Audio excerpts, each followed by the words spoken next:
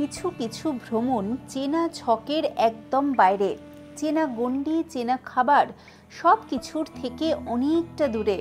আমার এবারের করবেট ট্রিপটা অনেকটা সেরকমই। তবে একটা জিনিস কিন্তু এখানে কমন, সেটা হলো উদাত্ত এই প্রকৃতির মাঝে নিজেকে হারিয়ে ফেলা। আমাদের প্রতিটা পর্বের মূল সুর তো এটাই। আজকে আমাদের করবেট সিরিজের অন্তিম পর্ব। আগের পর্বগুলো না দেখলে অতি অবশ্যই ডেসক্রিপশনে এবং আই বাটনে দেখে নেবেন। গুড মর্নিং বন্ধুরা, আমি ঐন্দ্রিলা, আপনারা দেখছেন ওয়াইল্ড ইন্ডিয়া ট্রাভেলস। আজকে আগস্ট মাসের 2 তারিখ। আমি যেখানে রয়েছি রথুয়া দাবের এই হোমস্টে, এখান থেকে আজকে যাচ্ছি 15 কিলোমিটার দূরে একটা জায়গার নাম মেদাবন। এবার এগুলো সবই করবেট টাইগার রিজার্ভের মধ্যেই পড়ছে, বিভিন্ন আলাদা আলাদা অংশ যেখানে সাফারি হয় না, কারণ অরণ্য তো সবই। এবার এই যে আগে বলেছি যে এই যে ভেতরের এই যে জঙ্গলটা, আমরা এই জঙ্গলে অ্যাপ্রোচ করি না, আমরা রাস্তা দিয়ে দিয়ে যাই। তো সেখানেই যাওয়া হবে, দেখা যাক কি দেখা যায় বা কেমন জায়গাটা।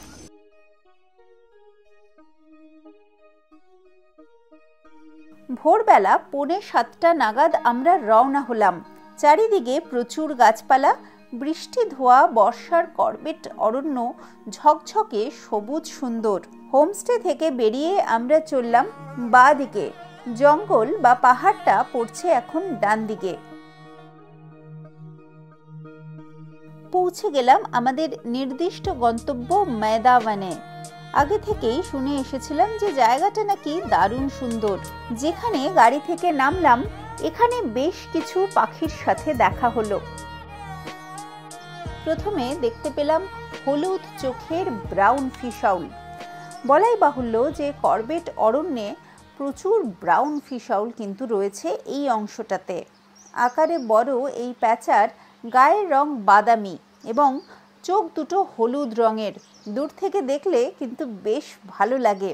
আর সব থেকে বড় বিষয়, পাখিটা যেহেতু বড়, তাই জন্য খালি চোখেও দেখতে পাওয়ার সম্ভাবনা প্রবল। এই জায়গাটাতে আরও বেশ কিছু ছোটোখাটো পাখি ছিল। তাদের মধ্যে অন্যতম উল্লেখযোগ্য হলো এই রুফুস উডপেকার জুটি। এই পাখিরও উজ্জ্বল বর্ণ, তবে আকারে একটু ছোট। একটু ভালোভাবে খেয়াল করলে বা সাথে বাইনোকুলার থাকলে এই পাখিটা কিন্তু সহজেই দেখতে পাওয়া যায়।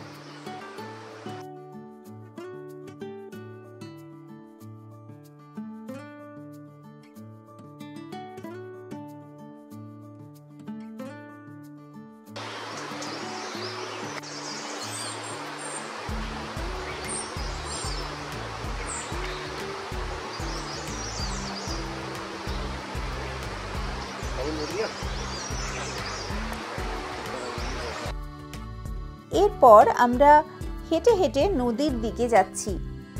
ভ্রমণ তো শুধুমাত্র পাখি দেখা বা প্রজাপতি দেখা এটুকুই নয়, তার সাথে সাথে আরও অনেক কিছুই থাকে। স্থানীয় মানুষজন যারা প্রকৃতি প্রেমী অথচ আলাদা করে পাখি বা প্রজাপতি দেখেন না বা চেনেন না, তারাও কিন্তু এইসব জায়গায় আসেন। এই রাস্তা ধরে যেতে যেতে আরও বেশ কিছু পাখির দর্শন পেলাম।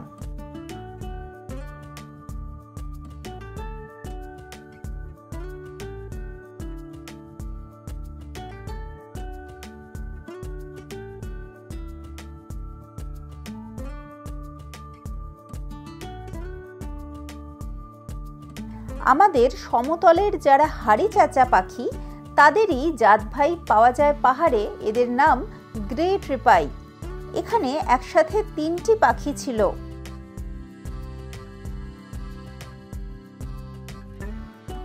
এই সময় বেশ গরম। পাখি দেখতে দেখতে, প্রজাপতি দেখতে দেখতে আমরা পথ চলছিলাম। মাঝে মাঝে গাছের ছায়ায় দাঁড়িয়ে দাঁড়িয়ে একটুখানি বিশ্রামও নিতে হচ্ছিল। তবে বিশ্রাম নিতে নিতে নদীর দিকে তাকিয়ে দেখছিলাম। অপূর্ব সুন্দর লাগে এখান থেকে নদীর দৃশ্য। এই নদীটা হলো মন্দাল নদী। এটাকে রামগঙ্গা নদীর শাখা নদী হিসেবে বলা যেতে পারে। মোহনায় গিয়ে এই নদী রামগঙ্গা নদীর সাথেই মিশেছে। রামগঙ্গা এর থেকে অনেক বেশি চওড়া এবং তাতে জল অনেক বেশি। তবে এই পাহাড়ি নদীর স্রোতও কিন্তু কম নয়। পৌঁছে গেলাম নদীর একদম কাছাকাছি। এখানে স্থানীয় মানুষরা অনেক সময় ঘুরতেও আসেন। মানুষের পায়ের শব্দ পেয়ে পাথরের তলায় গিয়ে লুকিয়েছে কাকড়া। এখানে বসে দুদণ্ড একটু বিশ্রাম নেব। জলের কুলকুল শব্দ যেন এই নৈশব্দকে ভীষণভাবে বাড়িয়ে দিয়েছে। আমার টিমের বাকি সদস্যরা সবাই এখনও এসে পৌঁছননি। বোঝাতে পারবো কিনা জানি না, কিন্তু অরিজিনাল নদীর সাউন্ডটা রেখে চেষ্টা করছি এই সময়টাকে একটু হলেও আপনাদের সামনে তুলে ধরতে।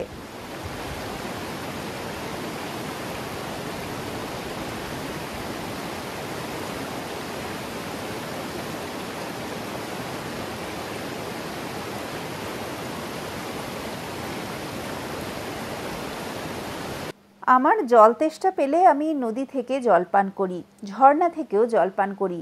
আমার এতে কোনো পেটের অসুখ ইত্যাদি এখনো পর্যন্ত হয়নি।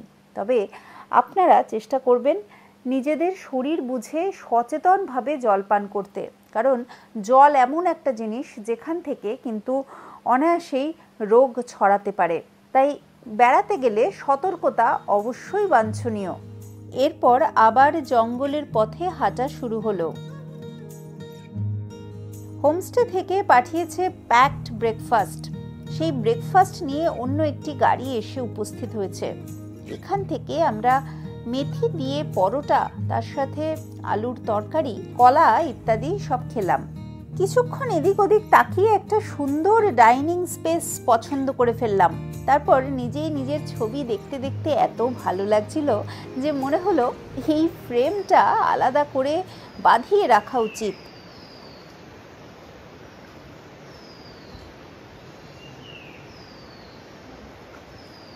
আশেপাশে প্রচুর পাখির ডাক। খেতে খেতে একেবারে সামনে এসে বসলো ক্রেস্টেড সার্পেন্ট ঈগল। পাখিটা বেশিক্ষণ ছিল না, তবে সেটা ছাড়াও আরও অনেক পাখি আশেপাশে দেখতে পেয়েছি। সুযোগ সুবিধে মতন তাদের ছবিও তুলেছি কিছু কিছু। আর অন্যান্য পতঙ্গ বা প্রজাপতিদের কথা তো বাদই দিলাম।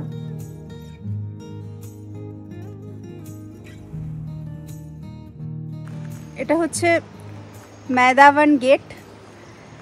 1 বছরের জন্য বোধহয় সাফারি চালু হয়েছিল। এমনিতে লেখা আছে মেদাভান রেঞ্জ, কিন্তু এটা দুর্গা দেবীর আন্ডারে পড়ছে। এবার এখন বন্ধ এই সময়। এখন মেন রোড দিয়ে হেঁটে যেতে যেতে চোখে পড়ল একটা জায়গায় একটি গরু বা মহিষের কঙ্কাল পড়ে আছে। খুব ভালো করে লক্ষ্য করলে বোঝা যায় যে খুব বেশি দিনের নয়, মাসখানেক হয়তো হবে। গাইড বললেন সম্ভবত বাঘ বা লেপার্ড একে খেয়েছে। তবে শিকার করে এনেছে যে তেমন নয়, কারণ সাধারণত বাঘ বা লেপার্ড রাস্তার এত কাছে কিন্তু কিলটা ফেলে রাখে না। হতে পারে এই গবাদি পশুর স্বাভাবিক মৃত্যু হয়েছিল, তারপরে হয়তো কোনো মাংসভোগ প্রাণী একে খেয়েছে। এই অংশে শকুনও দেখতে পাওয়া যায়। আমরা এদিন বিভিন্ন জায়গায় ঘুরে ঘুরে বার্ডিং করেছি। এখানে আবার একটি জায়গায় চলে এলাম গাড়ি নিয়ে। এটা ওই মেদাভান থেকেই কিছুটা দূর। এখানে একটি ব্রিজ রয়েছে একটি প্রাকৃতিকভাবে সৃষ্ট গুহা।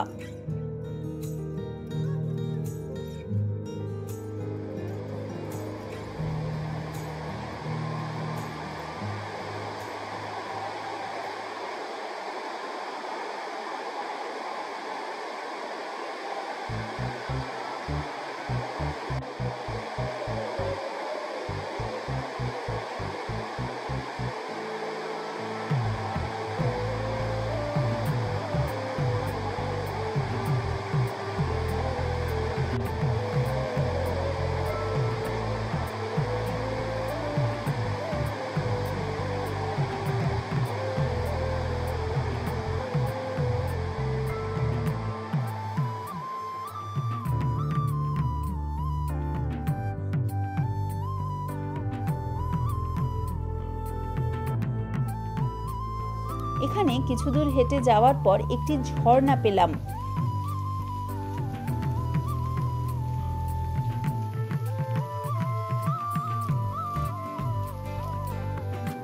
গাইড বললেন যে এই ঝর্ণার জলও পান করা যেতে পারে। ওনাদের পান করতে দেখে আমি আরো সাহস পেয়ে গেলাম এবং এখান থেকেও একটু জল পান করলাম। আসলে আমি আজকে জলের বোতলটা আনতেই ভুলে গেছি, তাই বিভিন্ন জায়গায় ঘুরে ঘুরে জল পান করছি। গরম আজকে প্রচণ্ড বেশি।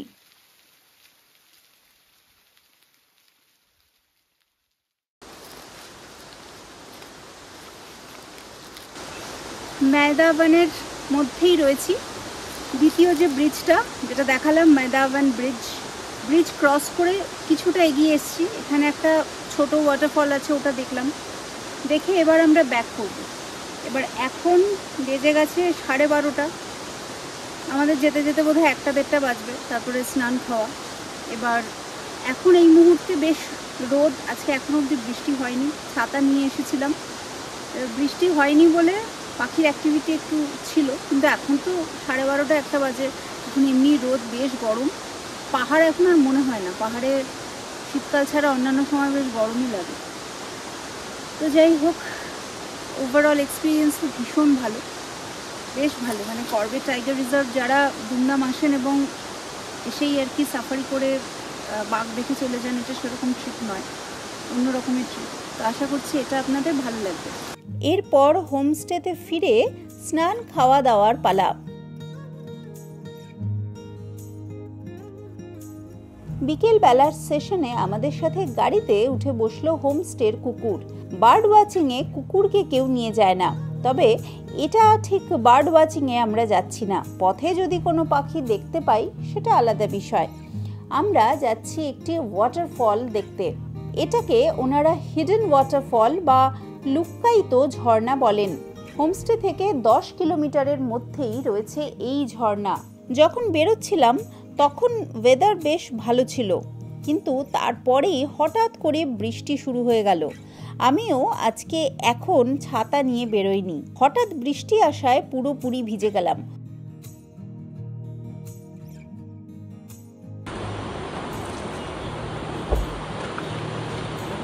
এখন এলাম কেটিআর ওয়াটারফল। কেটিআর মানে কালাগা টাইগার রিজার্ভ ওয়াটারফল। এটা এখানকার মধ্যে বেশ ইম্পর্টেন্ট আর কি একটা জায়গা, অনেকটা হাইট ফলটার, শুনেছি আর কি, সেটা ছবি দেখলাম। তো দেখা যাক। রাস্তাটা তো খুব সুন্দর, কিন্তু খুব একটা বেশি নিচু নয়। এখন তো নামছি, এরপরে উঠতে হবে 400 মিটার মতন হাইট, মানে এই যে নিচের যে যাওয়াটা আর কি। একদম অন্যরকম হচ্ছে আর কি এই ট্যুরটা। অবশ্য আমার সবকটা ট্যুরই এরকম অন্যরকমই হয়। যারা প্রকৃতি ভালোবাসেন এবং পার্টিকুলারলি অ্যাডভেঞ্চার পছন্দ করেন, শুধুমাত্র তারাই ট্রাই করবেন এগুলো। না হলে একটুখানি মানে পায়ের অসুবিধা হতে পারে, যাদের পায়ে ব্যথা থাকবে। খুব একটা হাইট নয়, তাও আমি বলবো যে একটু। কিন্তু আরও একটা ব্যাপার আছে, জোকের কিন্তু কোনো অসুবিধে নেই। খুব বয়স্ক লোকজন বাদ দিয়ে বাকিরা যারা শারীরিকভাবে সক্ষম সবাই কিন্তু আসতেই পারেন।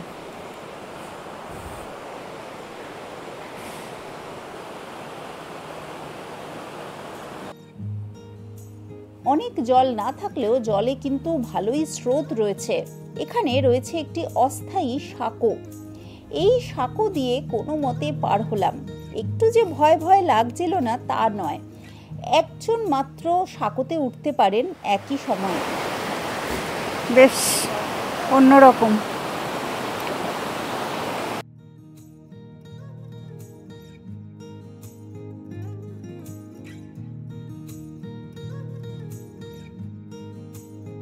জঙ্গলাকীর্ণ পথে আপনি পাশ কাটিয়ে চলে যাবেন তাকে, ভাববেন শুকনো পাতা হয়তো।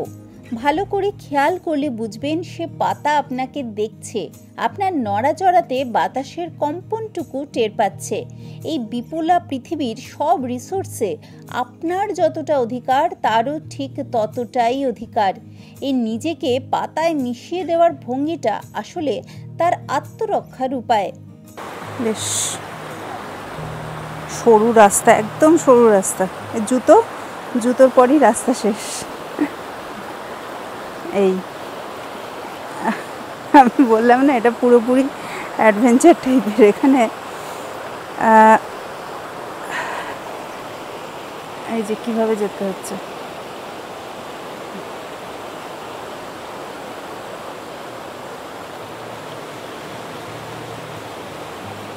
এর এরপর হাঁটতে হাঁটতে আমার ভুলবশত পা পড়ে গেছিল রাস্তার একদম ধারে। আগেই বললাম যে এখানে রাস্তা বলে তেমন কিছু নেই, তাতে আমি পিছলে নিচের দিকে পড়ে গেছিলাম। কোনো মতে আবার হাঁচড় পাচড় করে উঠেছি। তবে ভাগ্য ভালো যে নদীতে পড়ে যায়নি একেবারে, কারণ এখানে মাটিও একদম নরম।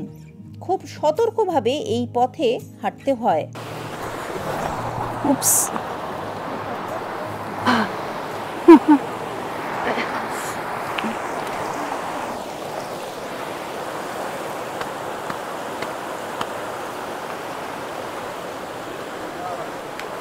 आप ये बकरी इधर से, मैं वैसे फिसल चुकी हूँ उधर। अच्छा। उप्स।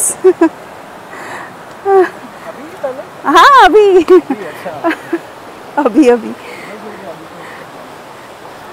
नहीं, मतलब ज़्यादा साइड में पैर चला गया था तो वो ठीक है, लगा नहीं वैसे।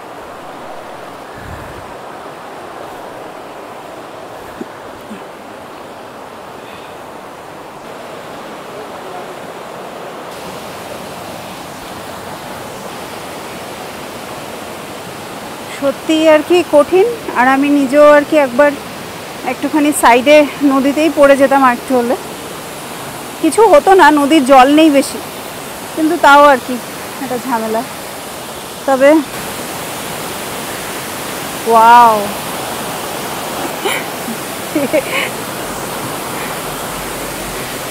awesome.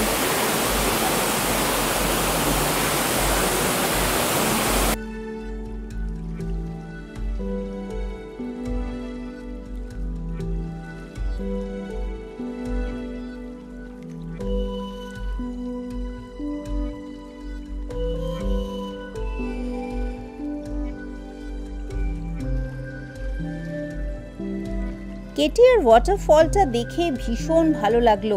এখানে আমরা অনেকটা সময় কাটিয়েছিলাম। মূলত এটা দেখার জন্যই এসেছি। এত উঁচু থেকে জল পড়ছে, অনেকে তো এখানে স্নানও করে নিয়েছেন। আমি স্নান না করলেও প্রায় পুরোটাই ভিজে গেছি।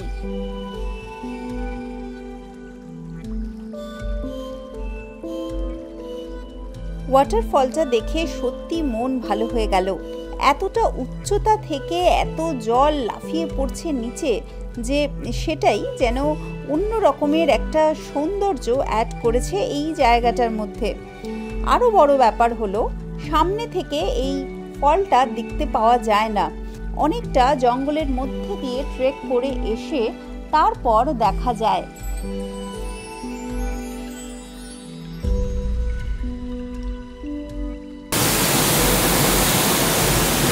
মনে হচ্ছে বৃষ্টির মতোই, মানে হাওয়াও দিচ্ছে, এত হাওয়া দিচ্ছে পুরো সাদা হয়ে গেছে জায়গাটা। আমি স্নান না করলেও এতক্ষণে পুরোপুরি ভিজে গেছি। এই জায়গায় দূরে দাঁড়িয়ে থাকলেও জলের যা ঝাপটা আসছে আর মাঝে মধ্যে যা হাওয়া দিচ্ছে, তাতেই পুরো ভিজে যাওয়ার জন্য যথেষ্ট।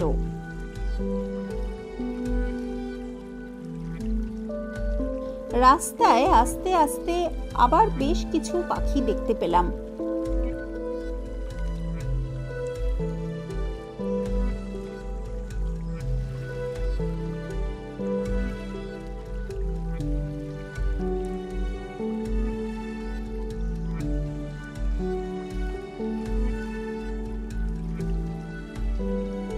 এখন বিকেল প্রায় শেষের দিকে, পাখিরাও যে যার ঘরে ফিরবে। আমরাও আস্তে আস্তে এবার হোমস্টের দিকে ফিরছি। করবেট ট্রিপ প্রায় শেষের পথে। পরদিন সকালবেলা হোমস্টে ওনার তার ঠাকুমার হাতে তৈরি অর্গ্যানিক হলুদ উপহার হিসেবে দিলেন। একটু বাদেই চলে আসবে আমার গাড়ি। আসার দিন আমি ট্রেনে এসেছিলাম কোটদুয়ার থেকে রথুয়া দাফ পর্যন্ত। 2500 টাকা লেগেছিল গাড়িতে। আর এখন আমি দেরাদুন হয়ে ফিরব। দেরাদুন থেকে আজকেই বিকেল বেলা রয়েছে আমার ফ্লাইট। রথুয়া দাফ থেকে দেরাদুন পর্যন্ত গাড়িতে লেগেছে 5000 টাকা। ড্রাইভারের ডিটেলস আমি ডেসক্রিপশনে দিয়ে দিলাম। এছাড়া হোমস্টেতে ফোন করেও আপনি গাড়ি বুক করতে পারবেন। হোমস্টের ডিটেলসও ডেসক্রিপশনে পাবেন। আসার দিন এই জঙ্গলের ছবিটা খুব ভালোভাবে দেখাতে পারিনি, কারণ তখন সবেমাত্র সকাল হচ্ছিল। বেশিরভাগ পথ আমরা অন্ধকারের মধ্যেই এসেছিলাম। এখন বৃষ্টি ধোয়া ঝকঝকে সুন্দর সবুজ জঙ্গলটা মন ভরে দেখলাম। এটা হলো সোনা নদী রেঞ্জের ওয়াতানওয়াসা গেট। এই গেট পেরিয়ে তারপরে সোনা নদী রেঞ্জের দিকে যেতে হয়। যে কোনো জায়গা থেকে ফেরার সময় একটু একটু মন খারাপ তো লাগেই, তবে আমরা বুকের মধ্যে, মনের মধ্যে এবং ক্যামেরায় যে স্মৃতি বহন করে নিয়ে আসি, সেই স্মৃতিকেই সুন্দরভাবে সাজিয়ে গুছিয়ে পরিবেশন করা, এটা আমার কাজ। আপনারা বলুন যে এই করবেট সিরিজ বা এই পর্বটা স্পেশালি আপনার কেমন লেগেছে। যদি ভালো লাগে তাহলে লাইক করুন, আর আপনার বন্ধুদের সাথে শেয়ার করতে কিন্তু ভুলবেন না। ওয়াইল্ড ইন্ডিয়া ট্রাভেলসকে ফলো করুন ফেসবুকে এবং ইনস্টাগ্রামে।